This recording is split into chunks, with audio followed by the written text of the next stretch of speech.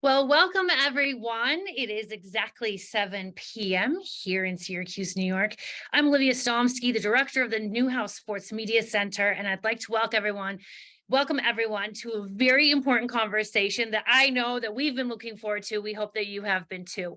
First, I'd like to acknowledge with respect the Onondaga Nation firekeepers of the Haudenosaunee, the indigenous people on whose ancestral lands Syracuse University now stands. Now, this is a part of the Leaders in Communication. Leaders in Communications is a monthly speaker series that brings media leaders, influencers, and newsmakers to the Newhouse School for candid and insightful conversations with students and other guests.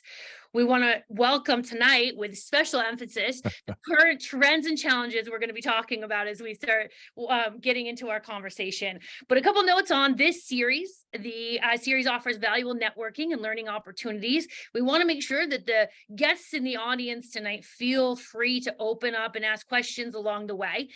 I know that I have a lot of them. Once I started getting going, it took a lot. So with us tonight, without further ado, is Larry Hryb, better known as Game Tagger, Major Nelson. All of our students have come in today. I can't wait for Major Nelson today. So as we get going, we'll have lots of questions from them.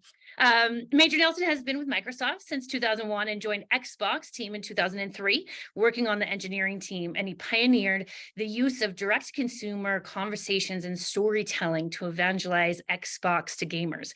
You also host the official Xbox podcast since 2004 and can be found on most social platforms, as we're sure everyone here is already following at Major Nelson. Now, we know that you received your undergraduate degree here at Newhouse in 1989, and that's where I'm going to start, if you don't mind. For those of you that don't know, Major Nelson graduated in 1989 with a TRF degree, and you started your career in radio. Tell us a little bit about that, and have you always been a storyteller? Well, first of all, Olivia, I am honored to be virtually back on campus. As you said earlier, I'm over here in Seattle outside the Microsoft campus. And I am just so thrilled to be back on campus. This truly is the highlight of my week, to be able to talk to you and talk to the students and talk about what I love, which is storytelling to people that are beginning their journey. I started where you are. I was in the halls of Newhouse and I learned how to tell stories.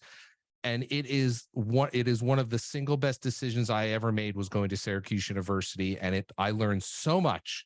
So I'm so excited to be able to give back in any way that I can. So anyway, Olivia, I'm sorry, what was the question about? You want to talk about radio, right? Yeah, you started your career in radio. Yeah. What was it about radio that attracted you as a storyteller in the beginning of your career?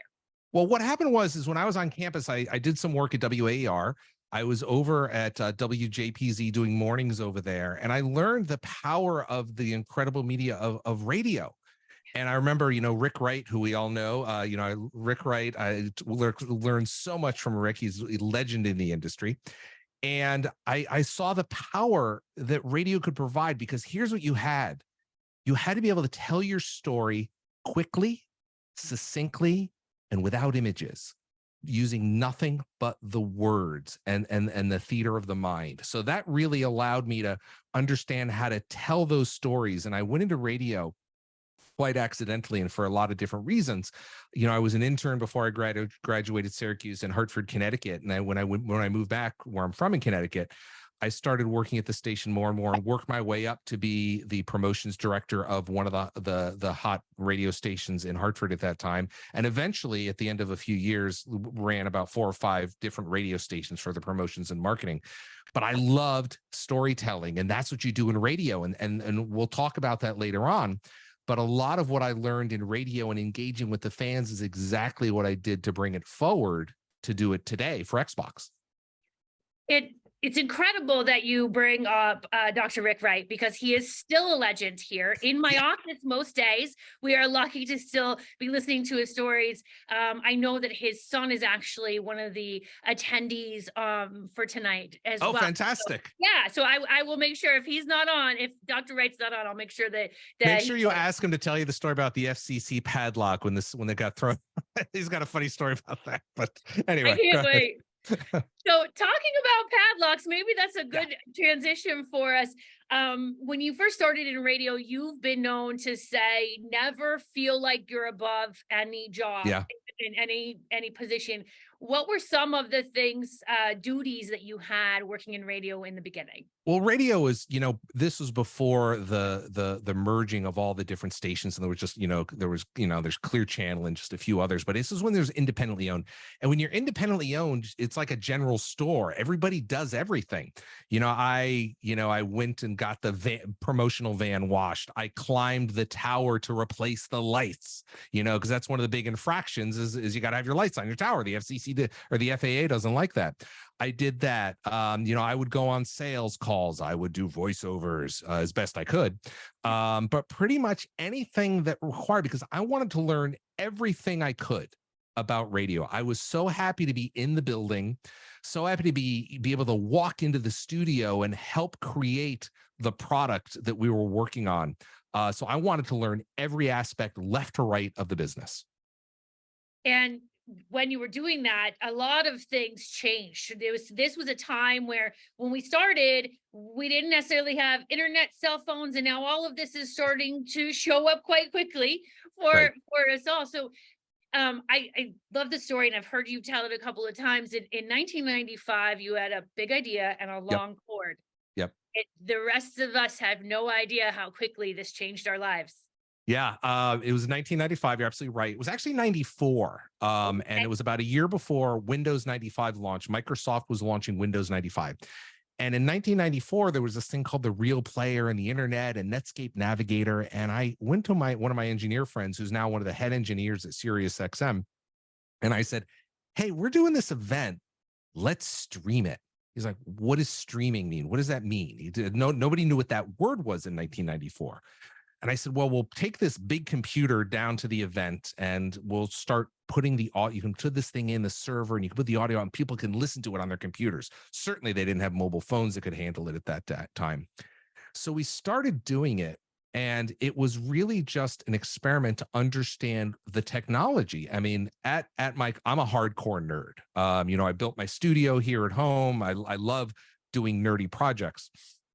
And so I learned that. And then when I started realizing that Microsoft was launching this new operating system, Windows 95, it was going to have community components. So I wrote up a proposal when I was still working in radio. And my wife and I started a company and started doing community management for Microsoft for what was the MSN network, the Microsoft network. And that is that we did that for 5 years until Microsoft came and said, hey, you know how to do music, you did streaming, you're doing community management. Why don't you come work with us? We're going to launch a music service. Now, this is before iTunes, certainly before Pandora and Spotify and so forth. So I said, let's do it. So I moved out to Seattle from the East Coast, which is a massive transition. And I started working on their fledgling music service. At that time was called MSN Music. And I was the editor in chief. Well, all of a sudden you found yourself in this place where did you have a moment where you looked around and you thought, what do I do here? What am I? I expect it to be? It's a little bit of that, but it's also the other side of it where I realized I'm home. I'm where I belong. Yes. Yes. It's certainly, moving my family, my wife and I we didn't have kids at that point, from the safety of our New England village out to Seattle, where yes, it does rain all the time, except for now. It was amazing. It was scary. It was all those things. But being in Microsoft, when I joined Microsoft, it was I think we were 21,000 people. Now it's like 180,000 or something ridiculous. Wow. But the key here is, Olivia, I was working on this project called MSN Music, and in the next hallway I'd go into meeting rooms and I'd see they'd have game controllers and I'm like, what's going on here? And that was the Xbox team. They were getting ready to launch the original Xbox. And I said, I got to get in on that because I love games, and games are such a sophisticated way of storytelling.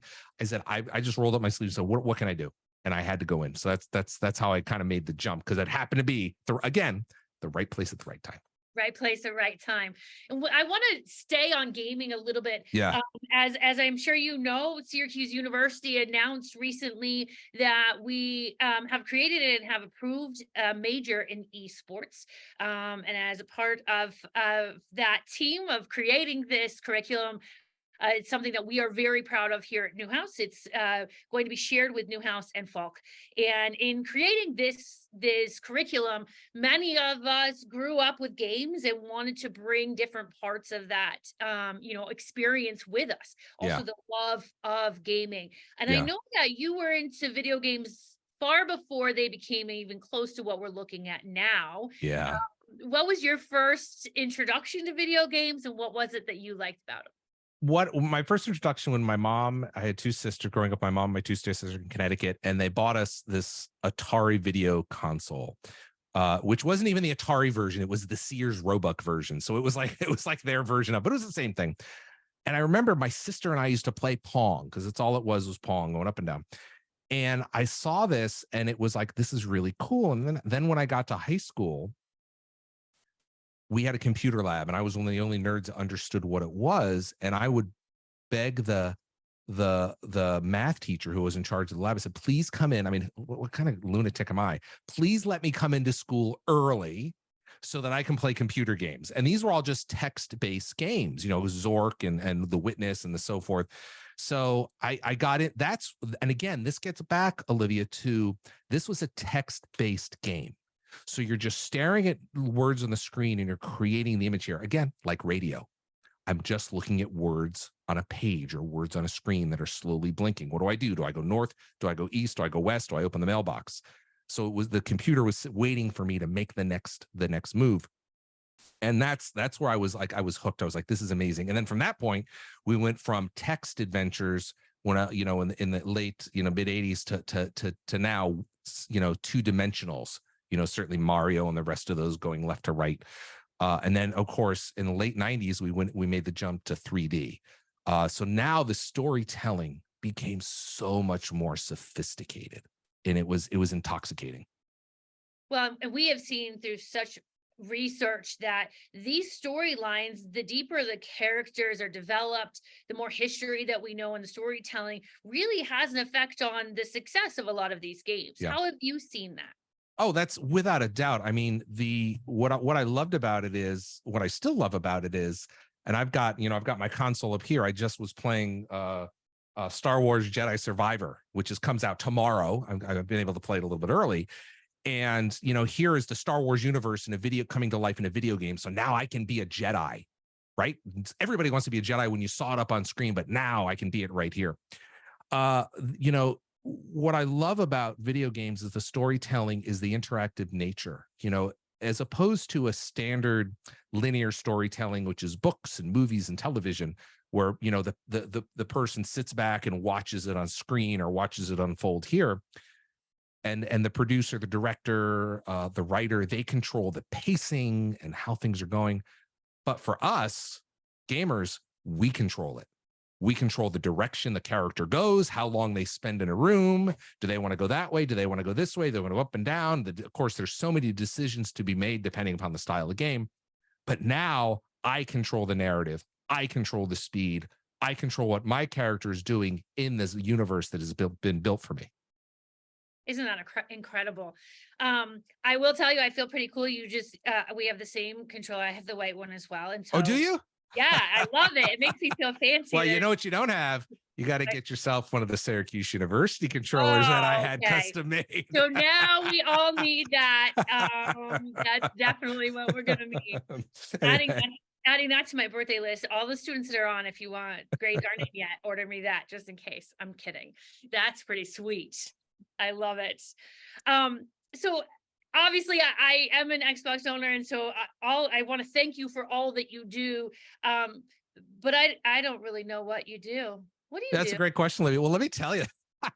I talked a little bit earlier about being on the music team, and when I went over to the engineering team, we were building Xbox Live, which at that point people were still using modems to dial up, use your phones.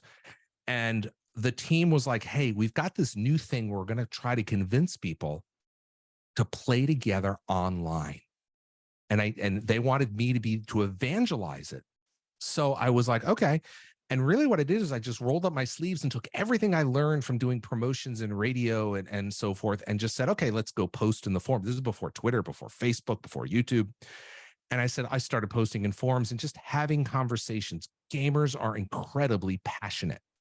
So being able to have a conversation with them and take their information back to the product team and working. And I was sitting with the engineers who created who created things. I'll never forget this, Olivia, because you talked about being an Xbox owner, and everybody knows this. You'll recognize this in a minute.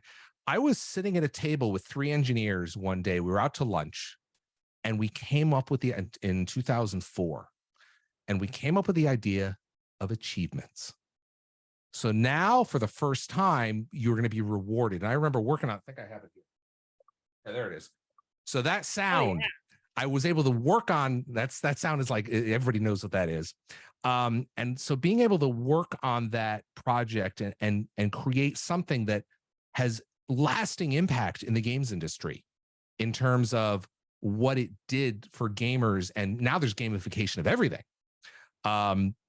So I worked on that, but I was working on Xbox Live. So we wanted to what that was, we wanted to be able to have people show off, hey, I got this far in a game, I got this achievement. And that was the whole goal behind when we invented achievements.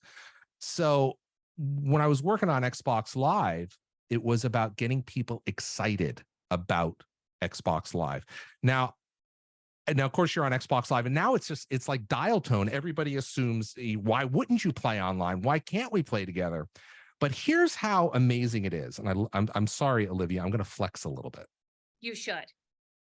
Xbox Live has done something for me that I went to school with a bunch of folks, of course, like you all at TRF that are working in the industry. But I went to Microsoft,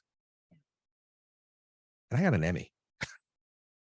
So we got an Emmy for the work we did on Xbox Live. And if you were to tell me when I was at Newhouse that I was going to be able to go to Microsoft and work on a product and we were going to get an Emmy, I would have told you you're crazy. Right. I have special gloves for that, by the way. So it was just amazing. But that's the Academy recognized how important being connected online was and what it brought to the television set. And I'm so proud of the team and what we were able to build. That is so awesome. Congratulations. I bet that was. I know you weren't expecting that, right? I wasn't. And I'm so glad that you did it. Talking about connecting people, I do want to give a special shout out. We have a big group broadcasting this event live to our esports room at the Barnes Center at the Arch Creation at Syracuse campus. So I want to welcome everybody from the Barnes Center that's there. Barnes. Watching from us.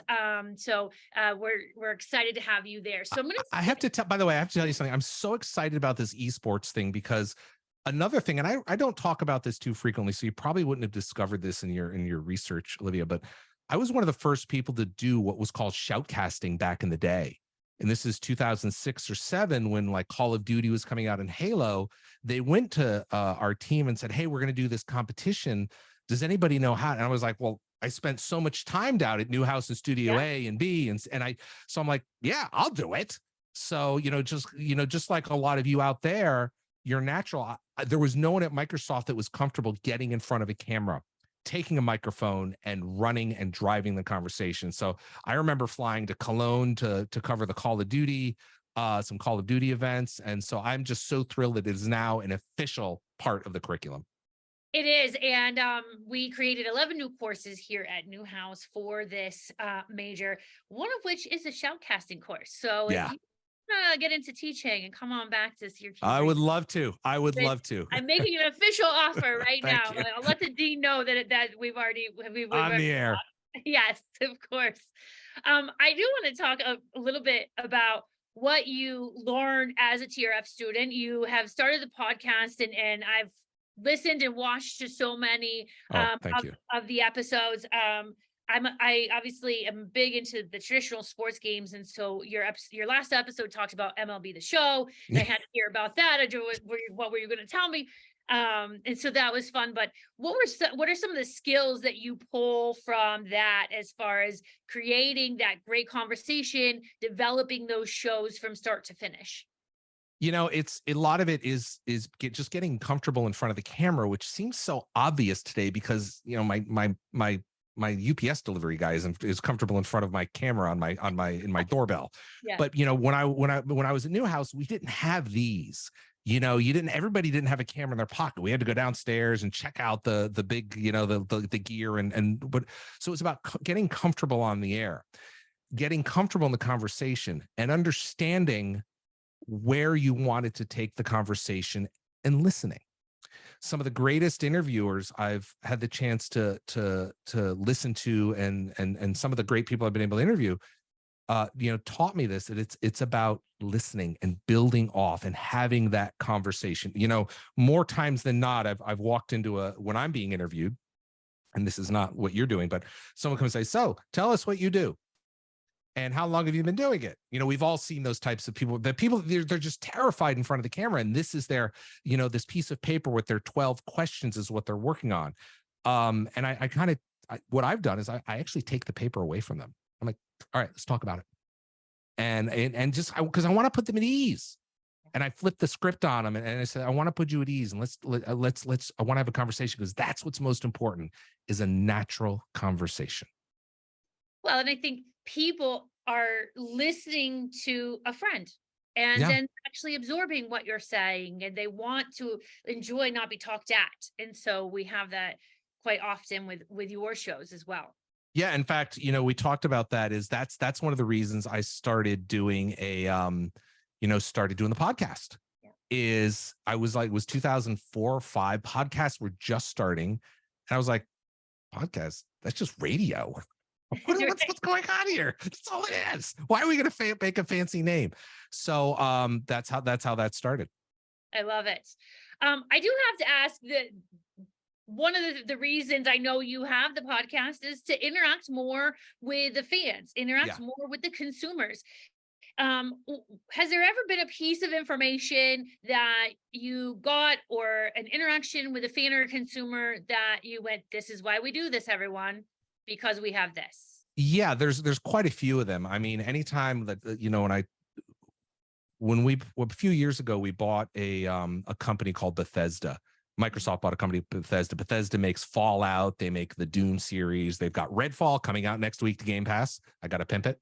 And I remember when we bought them, I had them on the show. I had Phil Spencer, the CEO of gaming, who's a good friend of mine, and the folks from Bethesda. We came on, and it was just the 4 of us, and I was just talking, and they gave stories that you can still go search the internet, where they talked stories about when we were developing the game, the original Xbox ran out of memory, and we were quickly rebooting into the background during a load scene, stuff like that nobody had ever heard before. When I find stories like that I pull out of people, then and again, that comes from listening and reacting to what the guest is saying. So that happens frequently. And I'm so blessed to be in a position where, by the way, you can even see my theme colors orange. Oh yeah. That was perfect timing too. But you could, I'm so blessed to be able to have access to this incredible group of developers from around the world that develop the best games on the planet. It's as simple as that. And I'm so blessed to be able to talk to them, and they trust me to have their conversations. I love that. And obviously the podcast isn't the only platform you're on. You're very No. active on several social media platforms. Obviously, we follow you on Twitter. How has social media changed your career and really your life? It really has, in so many ways, both positive and negative. Yeah. From the positive, I was one of the first people at Microsoft to have 1 million+ followers on Twitter. I was on there having the conversations, and this just gets back to, Olivia, that gamers are usually very technically savvy, so they're always early adopters, and that's what I am. So I was adopting early, and I was having this conversation over here on the side before the mainstream communicators were like, "Oh wait, what's going on over there?" So it was an impactful, influential conversation that we were having, and not just specifically, but just writ large. and that's been incredible to be able to have that and be able to tweet out about our great stories and the great things that we work on. But you know, it's so fractured now between Twitter and Instagram and Facebook, and now I'm on Blue Sky, and it just goes on and on and on. But it has impacted, you know, in some great positive ways, because I love being able to talk about our products and talk about our stories in great ways. Well, I think you've mentioned a couple of great attributes to your personality. You're easy, you jump on quickly, you're curious. And I think that those are two things that we really need our students to develop in order to be successful. I heard you speak, obviously, that not in person, but I watched it at PAX. And one of the Yeah. things I really loved and I thought was so helpful for our students to hear is you make it pretty clear on how someone like the students that are watching tonight, all 123 of them, what they could do to get your job. What do they need to do? Yeah, I mean, in fact, I did this. The PAX talk was exactly about that. Yeah. And what there is no what I like to talk about is, and I can't remember if I talked about it in this in that particular speech, but I talk about zip codes, and let me explain what that means. You don't know exactly what your address wants to be. When I say your address, I mean your exact job. Nobody does, but you know the zip code, and the zip code encompasses this area, and that area is video games for me.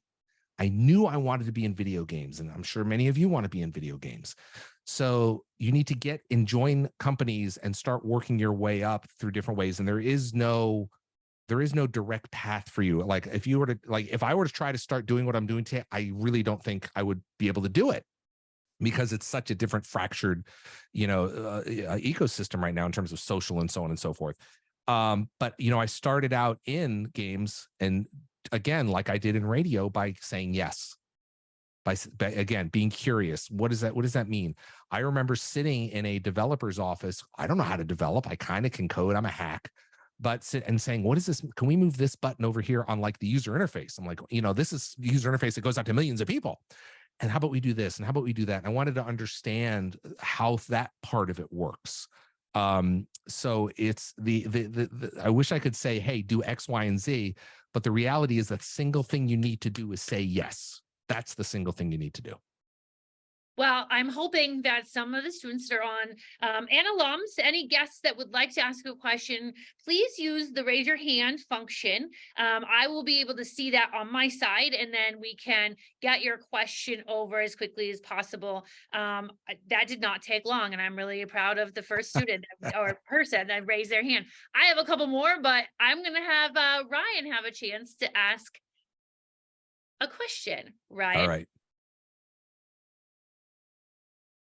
Let's see. Ryan, you can ask your question. Oh, yeah. There you go. Now this feels like radio, doesn't it? First time caller, Ryan. What's up? All right, Larry.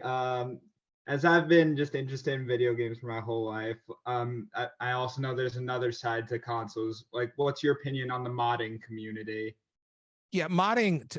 First of all, modding is fantastic on PCs. And it's an amazing thing. I assume that's what you're referring to as game modding. And that is an area where, you know, that's Microsoft's other big gaming platform, Windows. Windows eclipses PlayStation, Switch, and, you know, Xbox by a huge factor in terms of people playing games on their PC. And that's we've got a huge investment on that side as well. I love modding in terms of that type of modding, if that's what you're referring to, because it allows people to be creative. Some of the greatest mods have led on to some great games, like PUBG, as it exists today, existed from PlayerUnknown's original modification of the game. You know, there's the mods that we see in Minecraft. So mods are kind of a fertile ground for the right people to practice in a pre-established sandbox. I love that. All right, I will ask some of the questions that have been put into the group, but before I do, I know this student quite well, and so I know that he probably wants to ask you this question himself. So Andrew Macbeth. Hi, Andrew. Hello. Ask your question, Andrew. Awesome. Thanks for coming, Major Nelson. Really My appreciate pleasure. it. So over the last, pretty much through the whole fall and spring semesters, I've been creating an esports show and kind of trying to introduce esports in like a media coverage sense to Newhouse. And now that there's a major coming out, it's absolutely fantastic, and really can't wait to see what it can do. And so my question for you is, I'm someone who's very interested in video games and esports and reporting on various nerdy topics, like you said earlier. So what advice would you have for someone getting started in that, and what skills should I work on to excel in that area? Thank you for your question. It sounds you're first of all, you're at the right place. So you're gonna get those skills within Newhouse. The other thing is, find out what your hook is. And we all need to have a hook in terms of what is the reason I should tune into your show and find your show. And then, the other one is fail fast. Just try something. It doesn't have to be pretty. It doesn't have to be great, but find your voice, find the rhythm, find what your show is. That's the most important thing. When I started doing the podcast, it looks nothing like it does today. Because I was trying and experimenting all different things. And don't be afraid to experiment. But with the great thing about today is you can ask the community, hey, what do y'all think of this? What should I do more of? What should I do less of? So engaging in that type of conversation can be productive. It can be a distraction, but it can also be productive as long as you don't have any trolls involved. So that's what I recommend doing that. I'd love to see learn more about your show. So you feel free to send me some email. All right. I'm sure he will be excited in my office first thing tomorrow morning asking for Yeah. an address. So just to let you know. So our questions are all over the place, but the easiest one is I have a question here from Jacob, who sounds like he's also from Connecticut and wants to know which area of Connecticut you grew up in. Central Connecticut, a small town about 20 miles south of Hartford. So I wasn't down in New Haven. I wasn't in Fairfield County. I was in, what is now the 860, not the 203. Okay. By the way, I miss my Connecticut pizza. There is zero good pizza on the West Coast, and it's struggling. I'm struggling out here. I'm telling you. I agree with you. Give me a slice of varsity, please. Yeah. Well, our students are like eating it every day. It's the last week of classes. So our last day of class is Monday. And so I feel like every other day I just see 18 boxes of varsity coming through. Yes. Well, we have a question from Perez Shaw, and the question is, what do you imagine as the next innovation for gaming? With Xbox's stellar achievement list, with Xbox Live, Connect, Game Pass, how do you plan to keep adding to the success? Yeah, that's a great question. One of the areas we're working on is, and I don't know if you can see it back here, we've got some of our streaming devices, and that is making gaming available to more people. Right now, you have to buy a pretty expensive PC or maybe the Xbox Series X, which is back here, or your PlayStation or Switch or what have you. You have to buy a piece of plastic to play. And we've got this vision, specifically our CEO of gaming, Phil Spencer, he's got this vision where let's put games here. Let's put games on any device. You've already got devices in your pocket. Why can't we bring games to you? So that's one of the things we're working on is the ubiquity of gaming. And so it's not maybe, certainly we want games that are more immersive and so on and so forth, but there's a little bit of a barrier, right? There's only so many Ks you can put on a TV before the human eye can't tell anymore. So we're looking at a lot of different ways. And we think the innovation is going to happen with the game design, bringing people together for the different PvE and PvP style experiences. So that's some of the stuff we're working on.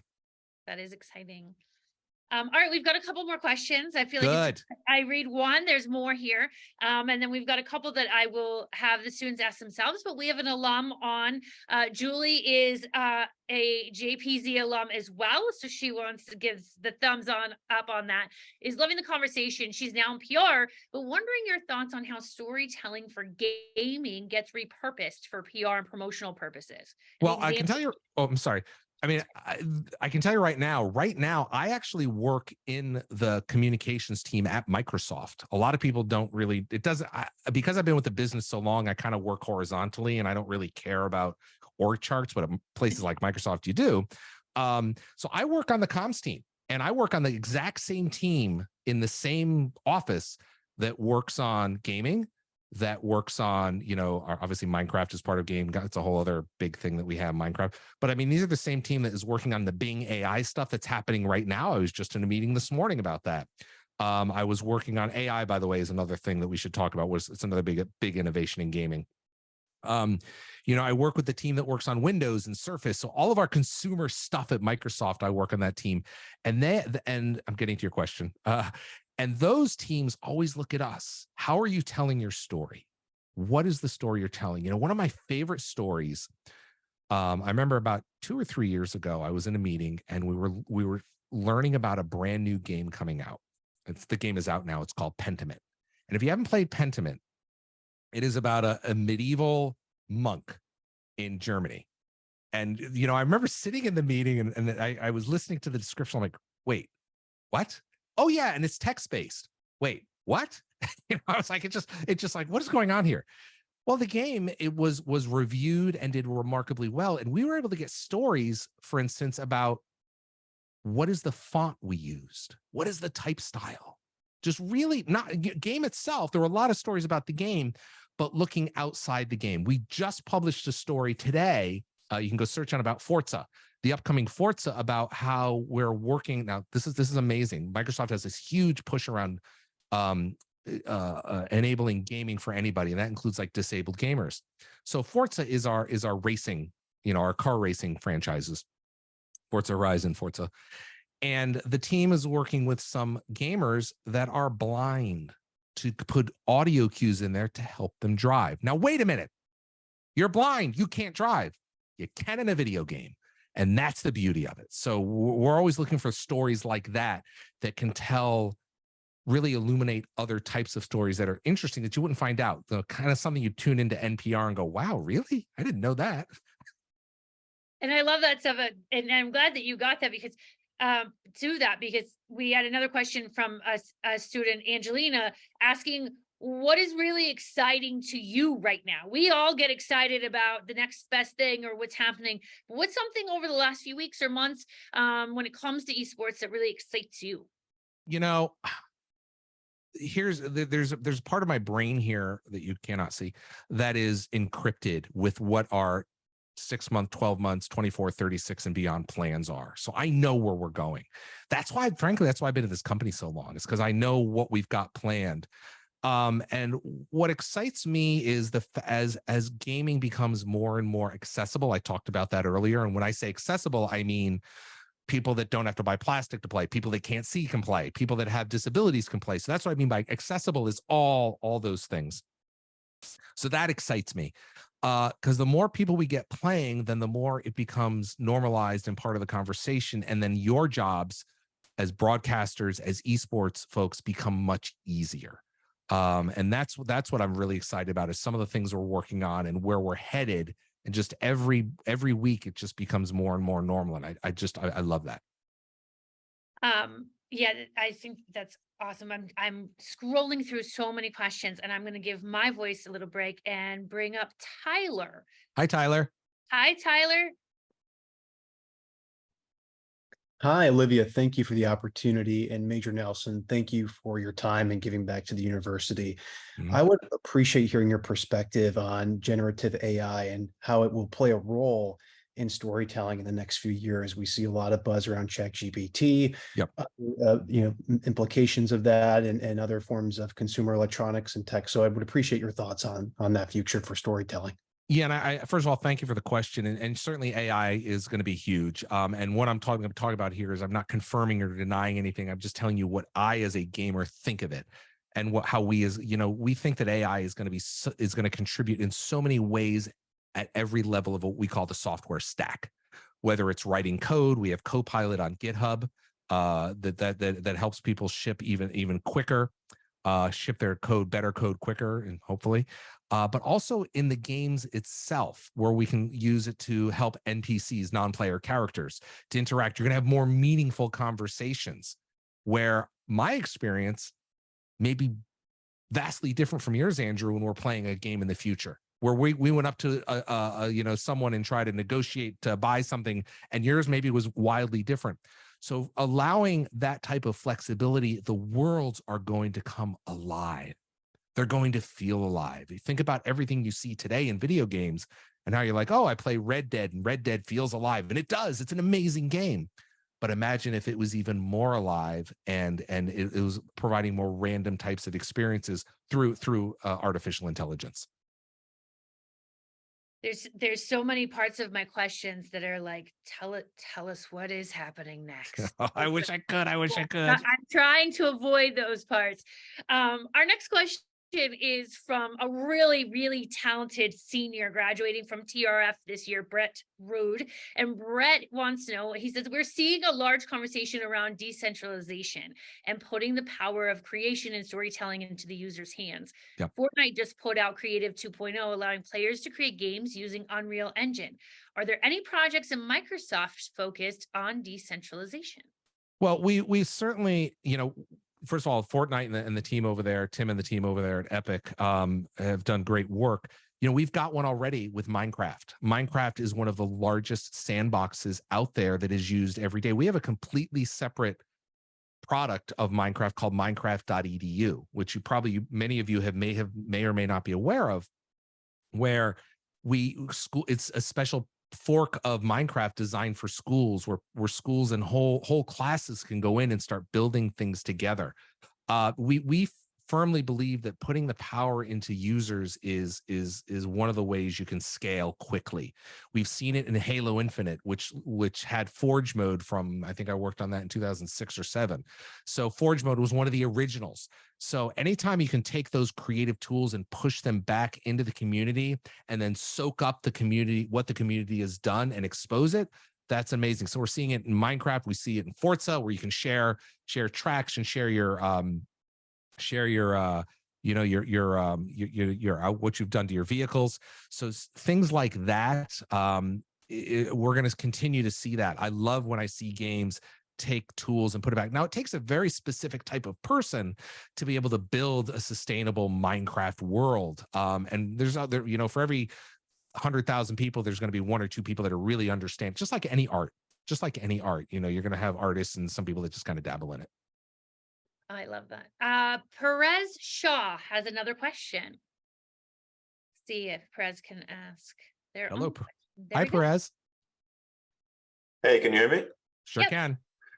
Hey, Major Nelson, big fan, a huge Xbox fan, but also a Q's alum. So I was in the class of 2018 sport management. I've been working in the gaming industry since Q's, but I would like to ask you as a follow-up, how do you balance the forecast of some of those KPIs in the gaming world, like daily or monthly active users, or even multiplayer retention? In terms of balance them for what? Tell me a little bit of passion. I want to make sure, I think you dropped out a little bit there. I want to make sure I understood the question, Olivia. I don't know if you heard it. I did. So he says, how do you balance the forecasts for the daily, monthly active users with keeping the roots and originality of storytelling and the passion in the games? Yeah, I mean, that's a problem that gases, and when I say gas, that's games as a service. Those are your Fortnite, your Sea of Thieves, Halo Infinite, any type of Call of Duty as a games as a service. That is something they struggle with all the time. And Fortnite really, they really forged ahead in that way, frankly, in some ways that were not beneficial for their employees, because there was a lot of high burnout there, because they were cooking, they were turning and burning there. But that is something that every single title that is a service struggles with, and they have to program it like our folks in TRF management who are programming, whether it's television or the block for an evening news, that type of thing. And that's what we're trying to do, because we're trying to, the most important asset we have is our attention. So using the games and programming in there to get folks' attention, so they're playing the titles and hopefully monetizing them. Some of them need to be monetized. And that's what we always look at, is how is it monetizing it? What's the user base doing? What is the sentiment? There's a bunch of different levers and dials that our teams look at for all the different, and it's slightly different for every single game. But it's something that we look at, and it's become very, very sophisticated. Like in the old days, it was like, oh, how many people are playing your game? Now it's how many people are playing it, how long are they playing it, how much money are they spending, what map do they like, et cetera. It's so that the game has gotten significantly more sophisticated, that we can bring AI in to help us kind of unpack some of the data.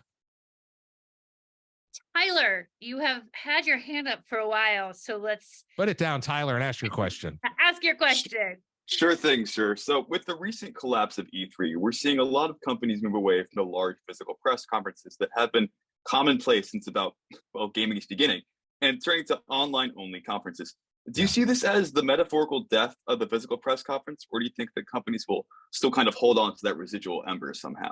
Well, first of all, great question. E3 was, I don't know if any of you are familiar with what E3 originally was. And E3 originally was the Entertainment Electronics Expo, usually takes place in June. And what it was a place that all the retailers from around the country could come to the event. Usually it was in Atlanta, and then of course it moved to LA, and learn about new titles and things and place an order for that holiday. Now, that paradigm is completely gone. There's not many mom and pop stores left. It's Best Buy, it's Target, it's Amazon for physical goods. And then for digital goods, everyone's got their own store. So as much as, I miss E3 because it was a spectacle and I went to it for the past 15 years and I love it. But there is always going to be a yearn for us to get together and be tribal. Last year, Microsoft, we did a couple of events. We did our event. And I was down in Melbourne, Australia, representing the business and talking to fans down there. And I loved it. There was, this is kind of the end of the pandemic. So a couple hundred people, 300 people in a room. You can't replace that level of excitement. Now, not every company can do that. Nintendo has a very different approach to they're very successful. Sony has a very different approach. When was the last time you had a live event for Steam? You didn't really, because Steam's a platform, right? And it's just kind of doesn't happen like that. But with Xbox, part of because of the work I've done building the community up, it's now like there's this expectation that we're going to have this dialogue and let's all get together. So as much as I'm bummed that E3 is going along, it just needed to evolve. So I'm hoping that we see a world in the future. We've got some hybrid online, but we also have the chance to get together.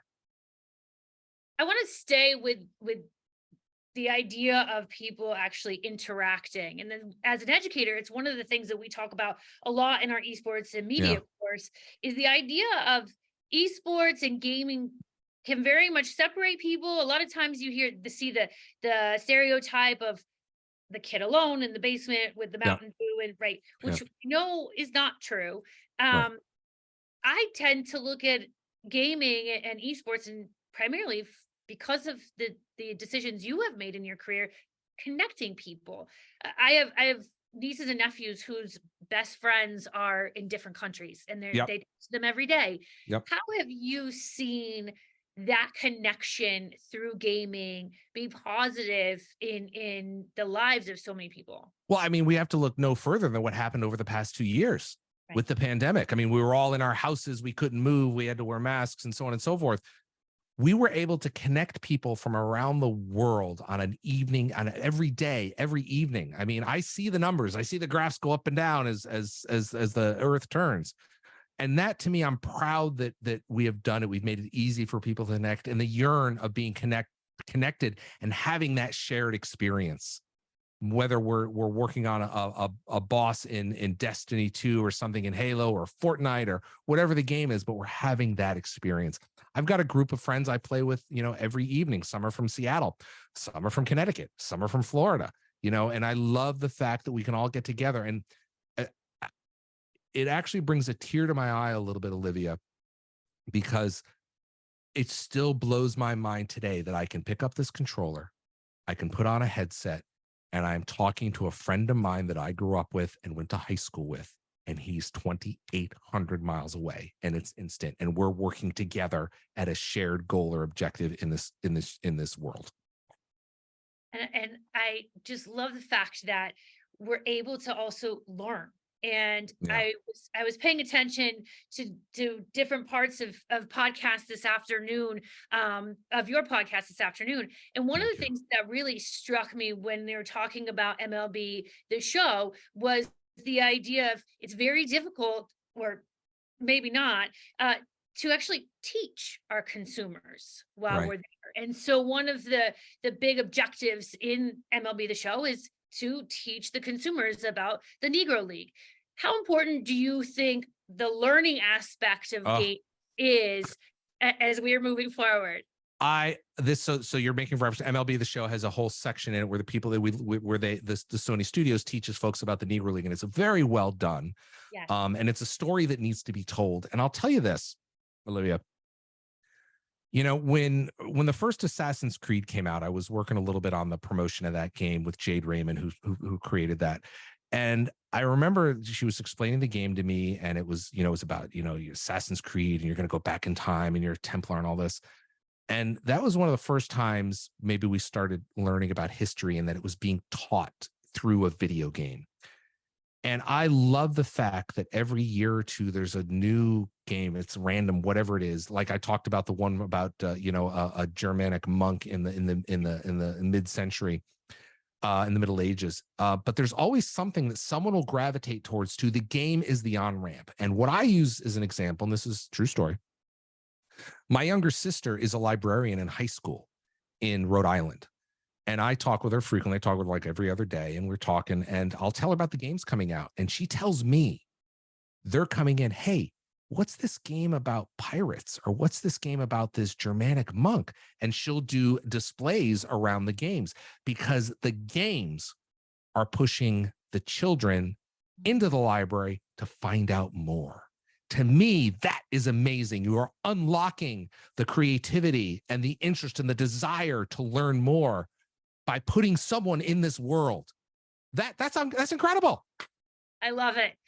And when we look at the stereotype of video gamers and gamers for so long, it's one of the things we tend to bring up quite a bit, is that we look at the sponsorship, we look at marketing around esports and large events. Yep. Clearly that stereotype is not true. Yep. So one of the questions that came up is from Olga, and Olga says, based on your extensive experience in gaming and in the industry, what types of job roles have you observed gamers excel in? What specific skills and attributes make them well suited for these positions?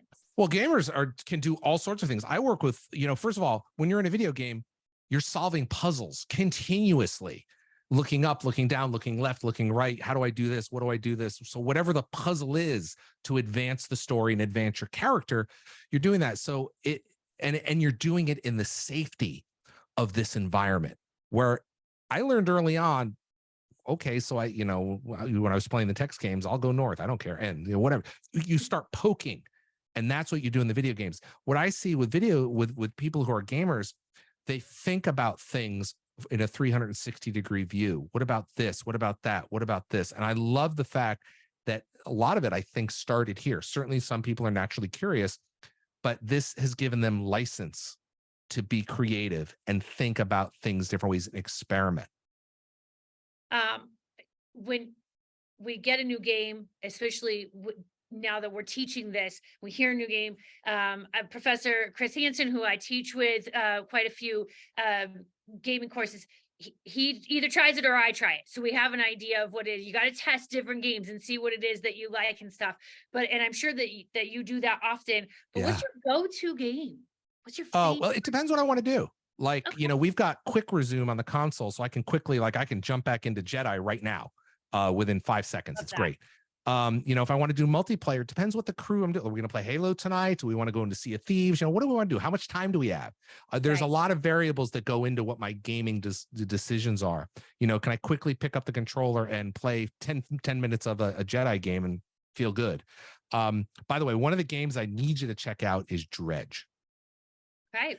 Dredge is out now. It's on the console. It is a phenomenal world building exercise. I'll just say that. Okay. So, my go-to games to get to your question, it really depends on what, hey, are my friends on tonight? We'll be texting. What are we going to do tonight? Okay, you're not available. All right, I'll just do single player. Yeah, it's fine. So I'm just cycling through all the time. It's an embarrassment of riches of that the games that we have to play today are. It is incredible. It really is. And so much, I completely agree with you. It has to do with how you're feeling. It's all contextual. Yep, what's happening. So I have to ask, you've told us a little bit, and I know you can't tell us any secrets. Yeah. But what can we expect to happen next, whether that's with Xbox or what you see, the trends that are happening in esports and the industry itself? Well, we talked a little bit. I mean, esports is going to continue to grow. You know, at Microsoft, we got some news yesterday about ABK, which is Activision Blizzard King. That is an acquisition that I've been involved with for the past year and a half. So I don't know how long that. So hopefully that if that closes, and we got a lot of work to do. I don't know. I'm far from it now. So that's something that we're going to work on. You know, we're just going to continue to ship. At the end of the day, people, Olivia, just want great games. And we've created, and we haven't, you know, it's taken us 55 minutes to talk about Game Pass. Xbox Game Pass is an incredible product that I work on where, you know, it's just like you pay X number of dollars a month, and you get access, you have a library of games. To me, Game Pass unlocks so many opportunities. So we're going to continue to invest in that area, invest in ways that we can get more games to more people, whether it's, you know, it's on their devices, whether it's people that could never have access to a game before. One of my favorite devices, let me see if I can get to it. Hold on, Lydia. Hold on, gang. God, I'm sorry. I'm doing props today. I'm sorry. I should have been ready with this. This is one of my favorite devices. You know, this is our accessible controller, the Xbox accessible controller, which allows people who have limited mobility to plug their devices in the back. And this is a controller. And so I love the fact that we're continuing to work in areas like this. Some of the stories I told you today about the blind driving assist in Forza Motorsport. So we want to get more people playing games because everybody needs to play games, because Phil Spencer says, when everybody plays, we all win. And we believe that. Well, my last question tonight, and again, I can't thank you enough, and thank all of you for joining us either at the Barnes Center, on campus, or across the United States, probably around the world. Let's be honest. Yeah. My last question for you tonight, and it comes from the base of Newhouse. Everything is about the story. Everyone walks around with their own story, and listening and telling stories is what we all do, whether it's in PR, in gaming, as journalists, as filmmakers, documentarians. What makes a good story, not just to sell, but that really captures people's attention? It's taking the person on the journey. Yeah. You know, I like to tell the story when I worked on Xbox 360, which is one of my favorite products ever to work on. When I first saw the controller, and this is a true story, and I tell this story because this is the way it went down, is, you know, I went into the VP's office, Jay Allard, and he brought me and he closed the door. And he said, "Do you want to see the next controller?" I said, "Yeah." And he reaches into his desk and he pulls it out. And there it was. And I tell that story because, and I could have easily said, "Hey, yeah, I went in there," but you have to paint the picture. Everything I said was true, but it's how you paint the picture, the pacing, the deliberate use of your words. You have to pause, let people think, let them absorb it in. You can be very dramatic or you cannot be very dramatic, but I love there's different ways to turn up the drama and turn down the drama, turn up the speed, turn down the speed, turn up the colorful language, turn down. There's all these different dials that we have. And that's how we can tell our story. And I love doing that through the podcast, through Twitter, wherever I am. You know, I've done thousands of hours of live television representing Xbox. And, you know, I want to hear those stories. Everybody has a story. Every single person has a story to tell. And I want to understand what your story is. When I talk to a developer, why did you make this game? What did it for you? And that's what I do is making it meaningful, making that meaningful conversation for you, the audience.